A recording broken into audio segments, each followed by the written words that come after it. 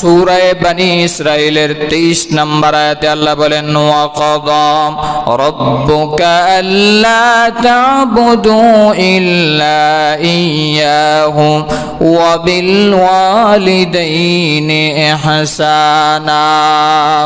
আল্লাহ রাব্বুল আলামিন বলেন আমি ফয়সালা করেই দিয়েছি, আমি আমার আইন সিদ্ধান্ত আমি একেবারে শিলমোহর মেরে আমি জানায় দিয়েছি।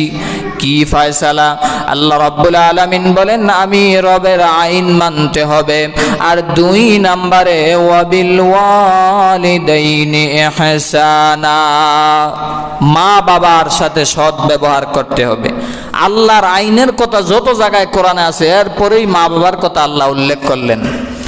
এই জন্য আমার প্রাণের ভাইয়েরা, এটা সাধারণ কোনো ইন্ডিকেট নয়, সাধারণ কোনো কথা নয়।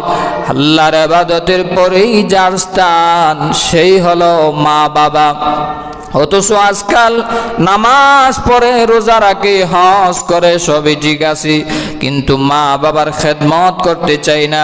আল্লাহ বলেন আমার ইবাদতের পরে 2 নাম্বার তোমার কাজ হলো মা বাবার সাথে সৎ ব্যবহার করা, মা বাবার সাথে ভালো ব্যবহার করা। আল্লাহর আইন মানা ফরজ, আর মা বাবার সাথে ভালো ব্যবহার করা কি ফরজ।